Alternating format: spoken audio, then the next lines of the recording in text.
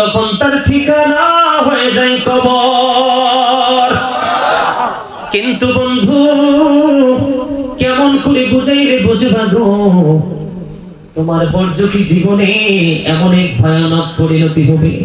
আল্লাহ বলেছেন কবরটা ওপেন করে দিব, তোমরা সবাইকে কি করেছ আর কি করনি তোমাদের চোখের সামনে থাকবে। ডায়েরি হলো বন্ধু, কেরামান কাতিবিন লিখতেছি বন্ধু। এরপরে বলেছেন ছুটে দিতে পারবা না, শক্ত করে ধরবো, হিসাবটা খুব শক্তভাবে নিব। কিন্তু যদি কোনোভাবে যদি তুমি পরাজয় বরণ করো, সবচেয়ে বড় ভয়ঙ্কর খবর, পৃথিবীর বুকে কত বন্ধু বান্ধব আত্মীয় স্বজন, তুমি কবরে যাওয়ার পরে তোমার খবর তো কেউ রাখবে না, কবরটাকে জিয়ারত করতে কেউ আসবে না, এবং তোমার সন্তান পর্যন্ত ধন দৌলত ভাগাভাগি নিয়ে খুনাখুনি করবে, মারামারি করবে। বাবা কবরে কি অবস্থায় আছে সেই খবরে কেউ রাখবে না। আরো বড় খবর, আমার আল্লাহ বলে দিয়েছেন লা ইয়ামুতু, সেখানে আর মরতে পারবা না, ফিহা ওয়ালা ইয়াহইয়া, সেখানে আর বাঁচার সুযোগ নাই। আল্লাহ বলেছেন ওমা হুম আনহা বিগাইবিন, সেখান থেকে পালিয়ে যাওয়ার কোনো সুযোগ নাই। People will not be able to live that day. People will not die that day. People will not be able to escape that day. বাঁচতেও পারবা না, মরতেও পারবা না, পালাতেও পারবা না। আরে বন্ধু হৃদয়ে জানালা করে শোনো, একটু আগে বলেছি আলেমদের সাথে আল্লাহর ওলিদের সাথে প্রেম করো, তাদের সাথেই তোমরা জান্নাতে চলে আসো। কিন্তু বন্ধু পাপী লোকের সাথে যদি সম্পর্ক গড়ো রে, তোমার ঠিকানা হবে বন্ধু জাহান্নাম, যেখানে শুধু অবর্ণনীয় কষ্ট আর কষ্ট আর যন্ত্রণা। সেখানে তোমার জন্য খাবার বরাদ্দ করা আছে। আল্লাহ কোরআনে বলেছেন যাকুম, জোরে জোরে নাউজুবিল্লাহ। এটার নাম কি? মুখস্থ করেন যাকুম। এত ভয়ঙ্কর, মুখের সামনে নিতে দেরি দাঁতগুলো খসে পড়ে যাবে, পেটের ভিতর একটা ফুটা পড়তে দেরি রে, ভিতর থেকে সবগুলো লিকুইড হয়ে বের হয়ে যাবে। বন্ধু এই বর্তমানে যদি আপনাদের এই জায়গাটার নাম কি? ট্যাকের দোকান। হ্যাঁ হ্যাঁ, ট্যাকের দোকান। কি ট্যাকের দোকান? দলুই এনে আছে না? কোথায়? এখানে। এই যে এখানে দলুই সোনাইকুল টেকের দোকান, হাটহাজারী চট্টগ্রাম। এই টেকের দোকানের মাঠে যদি একটা ফোঁটা পড়ে, না হাদিস শরীফ থেকে কালেক্ট করা, একটা ফোঁটা যদি যাক্ষুম পড়ে রে, গোটা পৃথিবীর মাটি তাৎক্ষণিকভাবে বন্ধ বিষাক্ত হয়ে যাবে। কিয়ামত পর্যন্ত এই পৃথিবীর বুকে কোনো শস্য জন্ম হবে না। হুজুর বাঁচবো কেন, বাঁচি বেঁচে আছি কেন, এত অন্যায় এত অপরাধের পরে কোনো রিঅ্যাকশন নাই কেন? কারণ আমার নবী যখন চলে যাবে, আমার নবীর প্রাণ পাখি যখন নিতে আসলো আজরাইল, জিব্রাইলকে খবর বলে দিলেন, রে জিব্রাইল আমি চলে যাব ভালো কথা, কিন্তু আমি চলে যাওয়ার পরে আমার গুনাহগার উম্মতের দায়িত্ব কে নেবে? আমার আল্লাহ জিব্রাইলের মাধ্যমে ডাকিয়ে দিলেন, জিব্রাইল আমার হাবিবকে জানিয়ে দাও গো, আমার হাবিব চলে যাওয়ার পরে আমার হাবিবের উম্মতের জামিন আমি আল্লাহ নিজে। পৃথিবীতে বেঁচে থাকতে পারবেন কেন না? মৃত্যুর আগ পর্যন্ত ক্ষমা চাওয়ার সুযোগ আছে, কিন্তু মরার পরে সুযোগ নেই। কারণ জীবন ভর মসজিদের খতিব সাহেব বক্তার আলোচনা করেছে, আপনি কর্ণপাত করেননি, টাকা পয়সা ধন দৌলত নিয়ে অহংকার করেছেন। আল্লাহ ডেকে ডেকে বলে, যখন তোমার কেউ ছিল না তখন ছিলাম আমি, এখন তোমার সব হয়েছে পর হয়েছে আমি, যখন তোমার কেউ রবে না রব শুধু আমি, আমার কাছে আসতে হবে মনে রেখো তুমি, তোরা চাসনি কিছু কারো কাছে খোদার মধুর ছাড়া, অন্যের ওপর ভরসা ছেড়ে নিজের পায়ে দাঁড়া। জোরে জোরে বলুন আল্লাহু আকবার। আর আল্লাহ এই কারণে পাহাড় পরিমাণ অপরাধ করার পরেও মানুষকে আমার আল্লাহ নবীর উম্মতকে কোনো পাপের অনুযায়ী তাকে কোনো সাজা দেয় না, কিন্তু পরকালে তাকে মুক্তিও দিবে না। বন্ধু হাদিস শরীফের মধ্যে এসেছে, আমার নবী বলেছেন জাহান্নামীদের জন্য অনেক বড় ভয়ঙ্কর আযাব বরাদ্দ আছে, কিন্তু মজার খবর হলো পাপীদের জন্য আরেকটা নোংরা খাবার, সেটার নাম হলো তিনাতুল খাবার। ইয়া রাসূলুল্লাহ, ইয়া হাবিবাল্লাহ, নবী তিনাতুল খাবালটা কি গো নবী? আমার নবী বলে দিয়েছেন এই তিনাতুল খাবালটা হলো আরেকটা জাহান্নামের নিংড়ানো রক্ত অথবা পুজ অথবা ঘাম। এটা একজন পাপীকে খাইতে দেওয়া হবে, কন্টিনিউ খাইতে হবে, বাঁচতেও পারবা না, মরতেও পারবা না, পালিয়ে যেতেও পারবা না, হাউমাউ করে চিৎকার করতে থাকবে জাহান্নামের মধ্যে পড়ে। জাহান্নামের পাহারাদার মালিক ফেরেশতা চিৎকার করতে করতে 40 বছর পরে একটা ডাক দিয়ে বলবে চুপ থাকো, আর তার কাছ থেকে কোনো কিছুই পাওয়ার নাই। জোরে জোরে বলুন আল্লাহু আকবার। কত বছর পরে মুখস্থ করেন, কত বছর পরে? আল্লাহু আকবার। ইয়া রাসূলুল্লাহ, আলহামদুলিল্লাহ বলছেন? বুঝতে পারছেন? এই জন্য বলেছি দেহ এবং আত্মা দুটার মধ্যে আকাশ পাতাল পার্থক্য। যার আত্মাটা জাকির তার দেহটাও জাকির, যার আত্মাটা গাফেল তার বডিটাও গাফেল। যার আত্মাটা জিন্দা তার দেহটাও জিন্দা, যার আত্মাটা মুর্দা তার দেহটাও মুর্দা। আপনি যদি সুন্দর জীবন চান, দুনিয়াতে সুখে থাকতে চান, তাহলে আমার নবীর সাথে প্রেম করেন।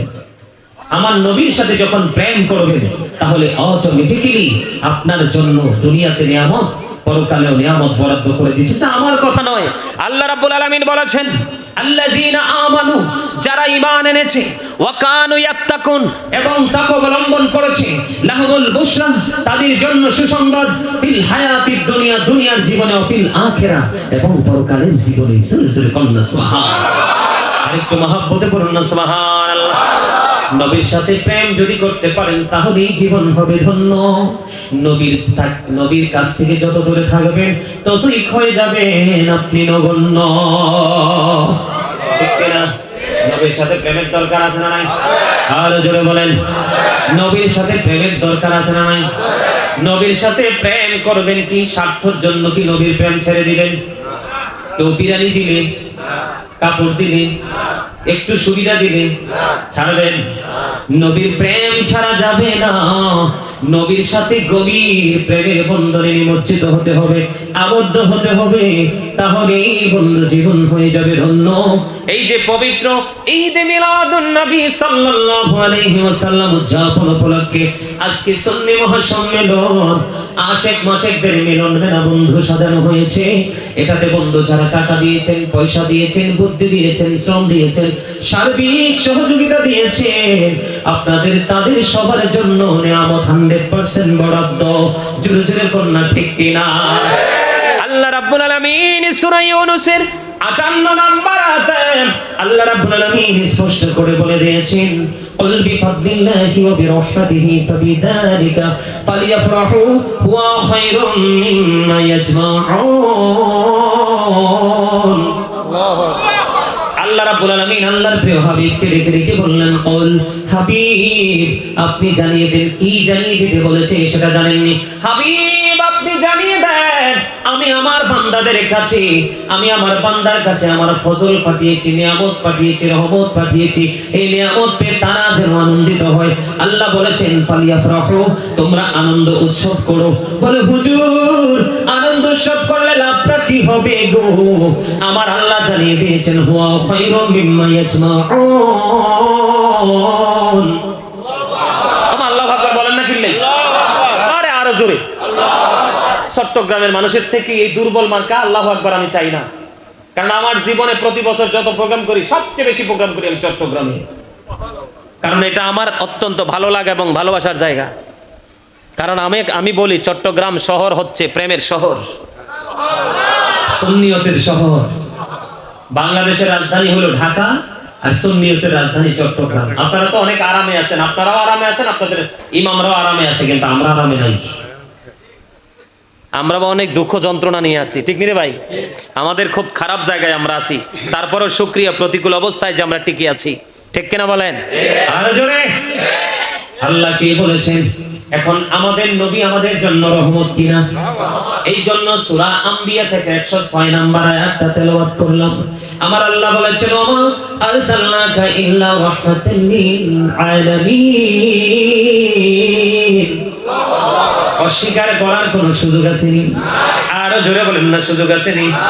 বন্ধু, বন্ধু হৃদয় খুলে শোনো গো, আল্লাহ বলেছেন তোমরা সে রহমত পেয়ে কি করো? আনন্দিত হও, উৎসব মুখর পরিবেশ তৈরি করো। তুমি আনন্দ উৎসবটা কিভাবে করবা সেটা তুমি ডিসাইড করো, তুমি সিদ্ধান্ত করো। তবে আমি যে নিয়ামত পাঠিয়েছি, রহমত পাঠিয়েছি, সেই নিয়ামত পেয়ে তোমরা আনন্দ উৎসব করো। এই আনন্দ উৎসব করা তোমাদের জন্য এতটাই কল্যাণ। আল্লাহ বলেছেন হুয়া খায়রুম মিম্মা ইয়াজমাউন, এটা তোমাদের পুঁজি করা সম্পদ চাইতে দামি। আমার আল্লাহ বলেছেন আমি তোমাদের জন্য পাঠিয়েছি সিরাজুম মুনীরা, আমি তোমাদের জন্য পাঠিয়েছি উজ্জ্বল প্রদীপ, নূরান মুবিন, সুস্পষ্ট আলো। আলো পেয়ে আমরা কি করব? আল্লাহ বলেছেন ফালিয়াফরাহু, আনন্দ উৎসব করো। ওয়া খায়রুম মিম্মা ইয়াজমাউন, এটা তোমাদের জন্য পুঁজি করা সম্পদ চাইতে অনেক অনেক দামি। আর জোরে বলেন না সুবহানাল্লাহ। দলই সোনাই কুল টেকের দোকানের সংলগ্ন এই হাজারের মানুষ। ও বন্ধু, আমার দাড়ি পাকা মুরব্বি বাবারা, যুবক ভাইরা, হৃদয় খুলে শোনো, মা বোনদেরকেও বলবো হৃদয় খুলে শোনো। আমার নবীর আগমনে আকাশ বাতাস মুখরিত হয়েছিল। যুগ যুগান্তের না আসা অতিথিকে রিসিভ করার জন্য আসমান জমিন চন্দ্র সূর্য এমনকি হুরেরা পর্যন্ত ওদের আগ্রহী বন্ধু ছিল। হুরেরা পর্যন্ত পুষ্প বৃষ্টি নিক্ষেপ করার জন্য ওদের আগ্রহী ছিল। হযরতে ফাতেমা বিন সুলাইমান থেকে বর্ণিত, তিনি বলেছেন আমার নবীর আগমনের পূর্ব মুহূর্তে আমি নিজের চোখে দেখেছি রে, আকাশের তারাগুলো জমিনের এত বেশি কাছাকাছি এসেছিল। সেদিন আনন্দিত হয়ে আমার কাছে মনে হয়েছিল আকাশের তারাগুলো আমার উপর এসে পড়বে। এটা কি আনন্দের বার্তা কিনা? আর জোরে বলেন না, এতটাই আনন্দের বন্ধু। ও বন্ধু, এখনো আমার নবী আসেনি। মা আমেনার জিসিম থেকে ও বন্ধু নূর প্রকাশিত হলো। সেই নূরের ঝলকে মা আমেনা সিরিয়ার শাহী মহল দেখতে পেল। জোরে জোরে কন্যা সুবহানাল্লাহ। এমন নবী, যেই নবী পৃথিবীর বুকে কদম দিয়ে বলল রব্বি হাবলি উম্মতি, আমার উম্মতগুলোকে আমার হাওলা করে দাও। এবং কাল কিয়ামতের ময়দানে নবীর জবান মোবারকে থাকবে রব্বি সাল্লিম রব্বি সাল্লিম, আমার উম্মতগুলোকে নিরাপদে রাখো, শান্তিতে রাখো। এটা কার জবানে থাকবে? আল্লাহর প্রিয় সরকারে মদিনা, আপনার আমার প্রিয় নবীর জবান মোবারকে থাকবে। বন্ধু, আমার নবীর আগমনের পূর্ব মুহূর্তে মা আমেনা হঠাৎ করে নজর দিয়ে চাইয়া দেখলেন ওনার এই নিবৃত জীর্ণ কুটিরে জান্নাতি হরেরা ওনার ঘরে এসে হাজির। জান্নাতি হরেরা কে রে? এত বেশি বন্ধু আনন্দিত হয়েছিল আদম আলাইহিস সালামের বিবি মা হাওয়া, ও বন্ধু ঈসা নবীর মা মারিয়াম, হযরতে ইসমাঈল আলাইহিস সালামের মা হাজেরা জান্নাত ছেড়ে মা আমেনার ঘরে চলে এসেছেন। জোরে জোরে বলেন না সুবহানাল্লাহ। শুধু তাই নয়, ও বন্ধু ঈসা রুহুল্লাহ বলেছেন আমার চলে যাওয়া তোমাদের জন্য মঙ্গল, কারণ আমি চলে যাওয়ার পরে এমন একজন নবী পৃথিবীর বুকে কদম মোবারক বাড়িয়ে দিবে, সেই নবীজি জুতার পিতা খোলার যোগ্যতা আমি ঈসার নাই। জোরে জোরে বলেন না সুবহানাল্লাহ। শুধু নবী নয়, বন্ধু শুধু সাহাবায়ে কেরাম নয়, বন্ধু সৃষ্টি জগতের সবই সেদিন পাগল পারা ছিল নবীর আগমনে, দিশেহারা ছিল প্রেমময় হয়েছিল আসমান জমিন। বন্ধু, আমার নবী আপনার নবী সরকারে মদিনা, ওনার আগমনে খুশি হয়ে ওনার মিলাদে বন্ধু আব্দুল্লাহ ইবনে আব্বাস রাদিয়াল্লাহু তাআলা আনহু উনি উপস্থিত সবাইকে নিয়ে আলোচনা করতেছেন। আলোচনা করার সময় আমার নবী সেটা শুনতে পাইলেন। শুনতে দেরি রে আমার নবী সঙ্গে সঙ্গে বলে দিলেন আল্লাহু লাকুম শাফাতি, তিনি জানিয়ে দিলেন হে আব্দুল্লাহ ইবনে আব্বাস, আমি নবীর সুপারিশ তোমাদের জন্য ওয়াজিব হয়ে গেল। আর আরো জোরে বলেন না সুবহানাল্লাহ। আমার নবীর আগমন নিয়ে আলোচনা করার কারণে আমার নবী এমন একজন নবী, এই পৃথিবীর বুকে অসংখ্য মানুষ আছে নবীজির আগমনের দিন পালন করে সিরাতুন নবী। নাউজুবিল্লাহ বলেন না কেন? আরো জোরে।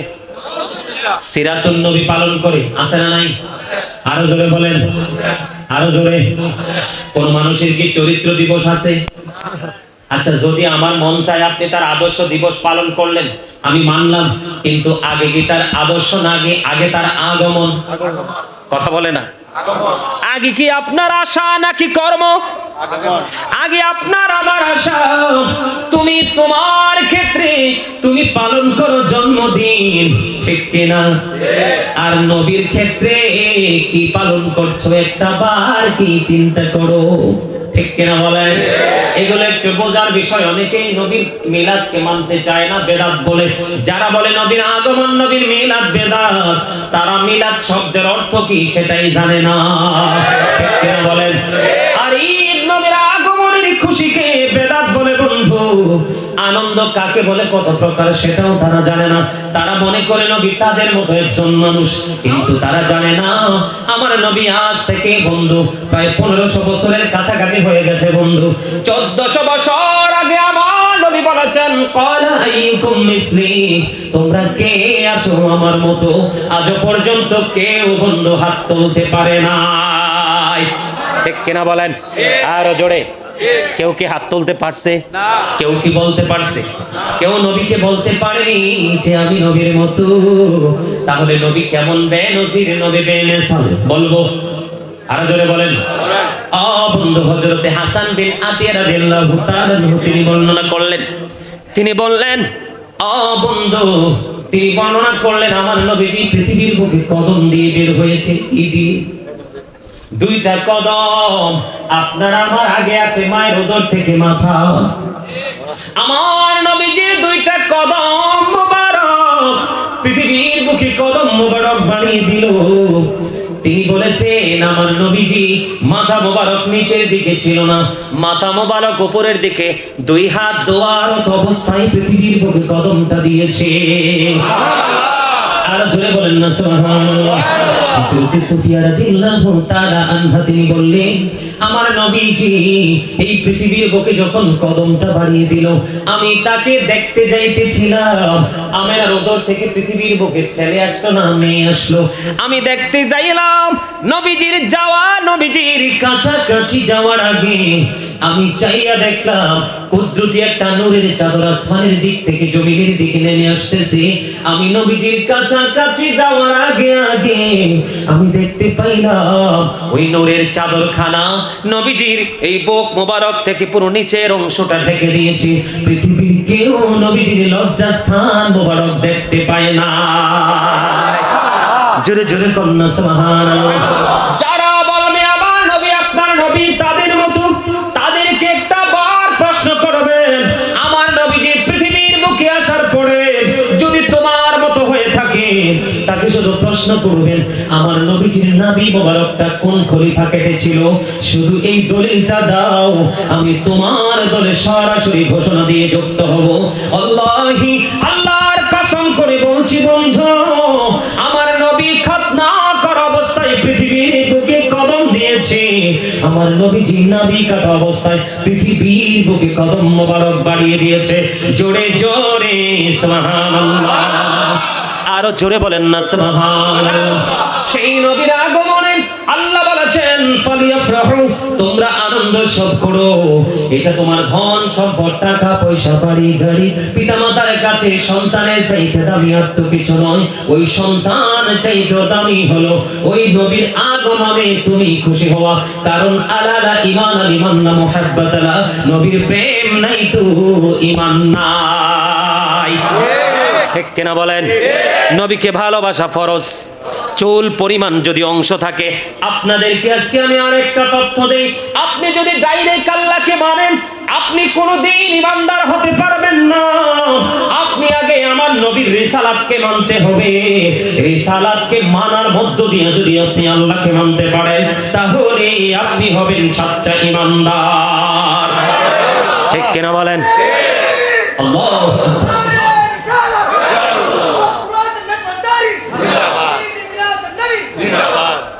আমার কথা বুঝতে পারছেন? বুঝে আসছে? কথা কি আমার বুঝেন? কি বুঝছেন বলেন তো? বন্ধুরে আমার, বুঝে নিতে হবে আপনার আমার প্রাণের নবী যেন তেন নবী নয়। যারা বলেন ঠিক না? হাদিসে কুদসির মধ্যে এসেছে, লাউলা কালামা খালাকতুল আফলাক, আমি যদি আপনাকে সৃষ্টি না করতাম কিছুই সৃষ্টি করতাম না। লাউলা কালামা আজহারতু রাবুবিয়াতি, আমি যদি আপনাকে প্রকাশ না করতাম আমি প্রভুর প্রভুত্ব প্রকাশ হতো না। তার মানে আল্লাহ রাব্বুল আলামিন আল্লাহর হাবিবের মাধ্যমে আপনাকে আমাকে কুল কায়নাত সৃষ্টি করেছেন এবং প্রভুর প্রভুত্ব আমাদের কাছে জানিয়েছেন। জোরে জোরে কন্যা সুবহানাল্লাহ। সেই নবীর প্রতি ভালোবাসা কম থাকবে না বেশি থাকবে? আর জোরে। আপনি যে ব্যক্তিগুলো নবীর মিলাদের বিরোধিতা করবে আপনি মনে করবেন এটা 100% নবীর দুশমন। কারণ প্রেমিক কখনোই ভালোবাসার মানুষকে ঘিরে যা করে সেটাকে সাপোর্ট দেওয়া ছাড়া কখনোই সেটাকে ইগনোর করে না। করে? কখনোই করে না। আমরা সেই নবী পেয়ে ধন্য নগণ্য। আরো জোরে বলেন। আমি একটু ছোট্ট করে বলবো বন্ধু, নবীজি মিলাদুন নবী পালন ইতিহাস থেকে আমরা পেয়েছি, এমনি এমনি পাইনি। আল্লাহ কোরআনে বলেছেন পৃথিবীর বুকে পূর্বসূরি আইম্মায়ে কেরাম যারা তারাও পালন করেছে। আল্লামা জালালউদ্দিন সুয়ুতী রাহমাতুল্লাহি আলাইহি উনি ওনার রচিত কিতাবের মধ্যে তিনি তুলে ধরেছেন আমার নবী যখন মক্কা থেকে মদিনায় হিজরত করলেন তখন তিনি বকরি জবাই করে মিলাদুন নবী পালন করেছে এবং প্রতি সোমবারে তিনি রোজা রেখে খুশি হয়ে মিলাদ পালন করেছে। বন্ধু, হযরতে হাসান বসরি রাদিয়াল্লাহু তাআলা আনহু তিনি বলল আমার কাছে যদি উহুদ পাহাড় পরিমাণ স্বর্ণ থাকতো, কি থাকতো? আমার কাছে যদি উহুদ পাহাড় পরিমাণ স্বর্ণ থাকতো গো, আমি মিলাদুন নবীতে সবগুলো খরচ করে দিতাম। জোরে জোরে বলেন না সুবহানাল্লাহ। আমি কি বানিয়ে বলছি বন্ধু?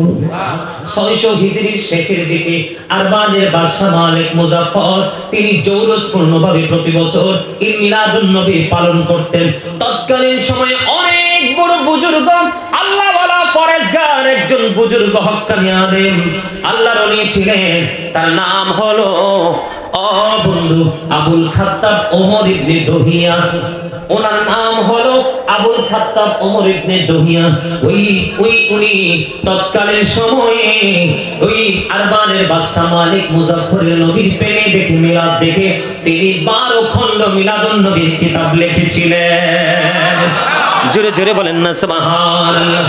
বন্ধু, ইসলামের প্রথম খলিফা হযরত আবু বকর সিদ্দিক রাদিয়াল্লাহু তাআলা তিনি বলে দিয়েছেন যেই ব্যক্তি নবীর প্রেমে পাগল হয়ে মিলাদুন নবীতে মাত্র 1 টাকা খরচ করবে নবীর প্রেমে পড়িয়া, সেই ব্যক্তি আমি আবু বকরের সাথে জান্নাতে বন্ধু হয়ে থাকবে। জোরে জোরে বলেন না সুবহানাল্লাহ। বন্ধুরি আমার, আমিরুল মুমিনিন হযরত ওমর রাদিয়াল্লাহু তাআলা আনহু তিনি বলেছেন যেই ব্যক্তি মিলাদুন নবী জাঁকজমকপূর্ণভাবে পালন করবে, উদযাপন করবে, সেই ব্যক্তি ইসলাম তাকে জিন্দা করে দিল। ইসলামের তৃতীয় খলিফা ওসমান জিন্নুরাইন রাদিয়াল্লাহু তাআলা আনহু তিনি বলে দিলেন যেই ব্যক্তি নবীর প্রেমে পাগল হয়ে মিলাদুন নবী অত্যন্ত সুন্দর করে জাঁকজমকপূর্ণভাবে পালন করবে তিনি বদর এবং হুনাইনের যুদ্ধে যেন অংশগ্রহণ করলো। সুবহানাল্লাহ বলেন না সুবহানাল্লাহ। হযরত আলী তিনি বলে দিয়েছেন যিনি মিলাদুন নবী করবা গো, নবীর আগমনে খুশি হয়েছো, কেউ কাউকে ভালোবেসে টাকা দিয়েছো, কেউ কাউকে ভালোবেসে বস্ত্র দিয়েছো, কেউ গরু বকরি জবাই করে তাবারক রান্না করে এতিমদের কাছে দিয়ে দিয়েছো, কেউ বাবা এমন সুন্দর নুরানি প্রেমময় জলসা সাজিয়ে অসংখ্য মানুষের আশিকদের মিলন মেলা সাজিয়েছো, যে যেমনি করে মিলাদুন নবী নবীর আগমনে খুশি হয়ে উদযাপন করেছো। হযরত আলী তিনি বলে দিয়েছেন তার মৃত্যুটা হবে ঈমানের সাথে এবং কাল কিয়ামতের দিন বিনা হিসাবে জান্নাতে যাবে। আলী রাদিয়াল্লাহু তাআলা আনহুর মর্যাদা জানেননি? আমার নবী বলেছেন আনা মাদিনাতুল ইলমি ওয়াদিউন বাবুহা।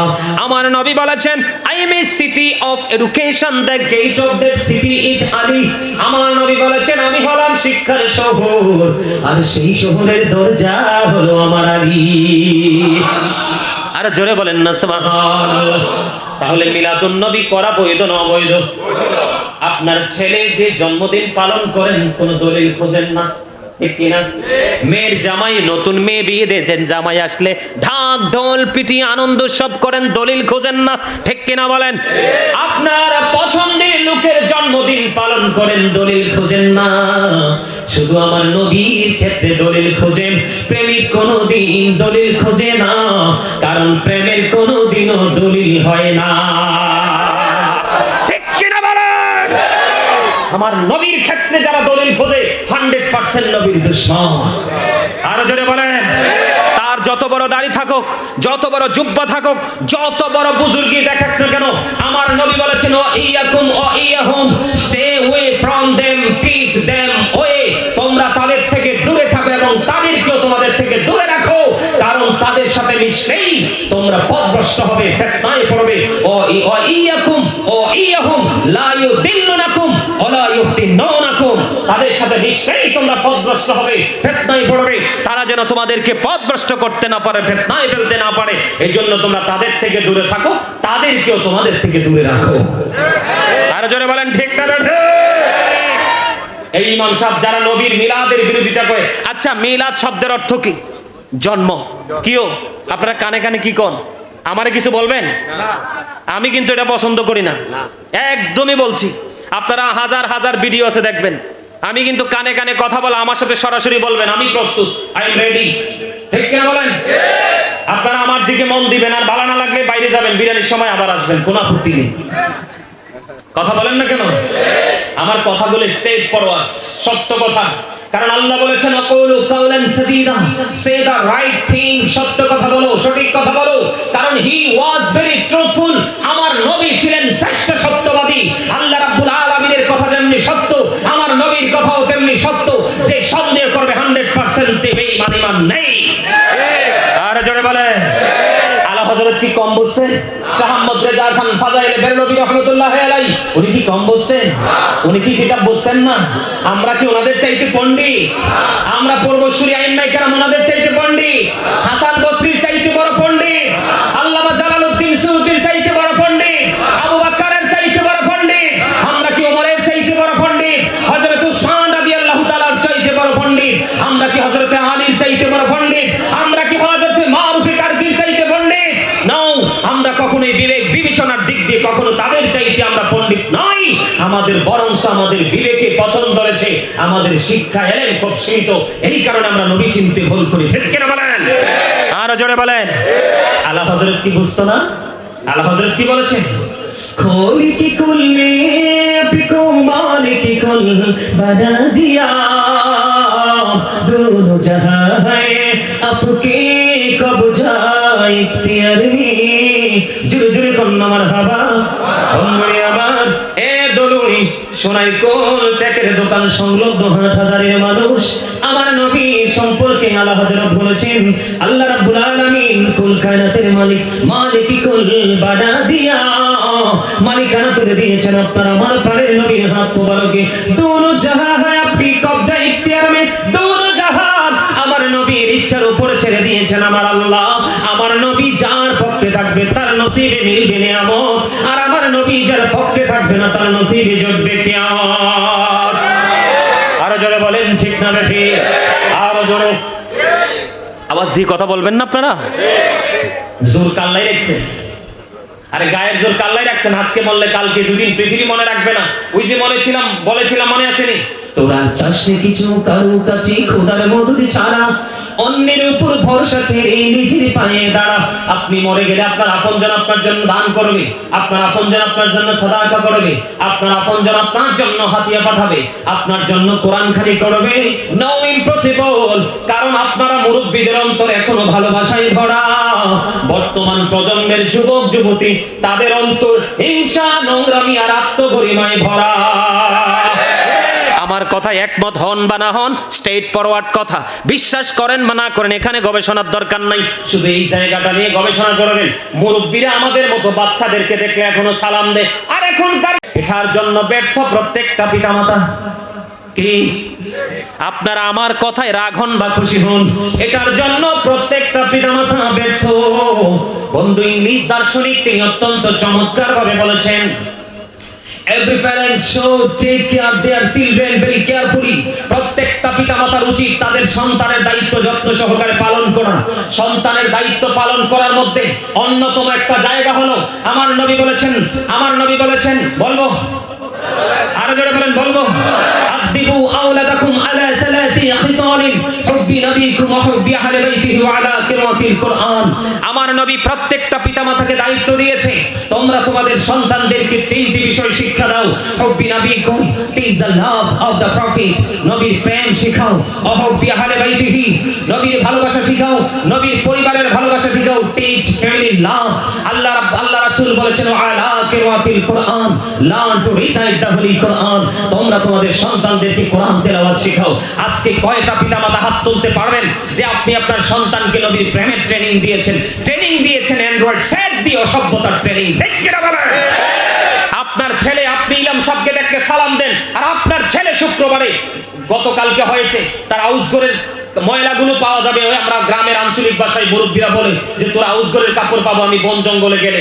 এই বাচ্চা আলেমদের সাথে বেয়াদবি করতে আসে, এটা বাচ্চার দোষ না, দোষ আপনি অভিভাবক হয়ে, কারণ আপনি আপনার সন্তানকে নবীর প্রেমের ট্রেনিং দেননি।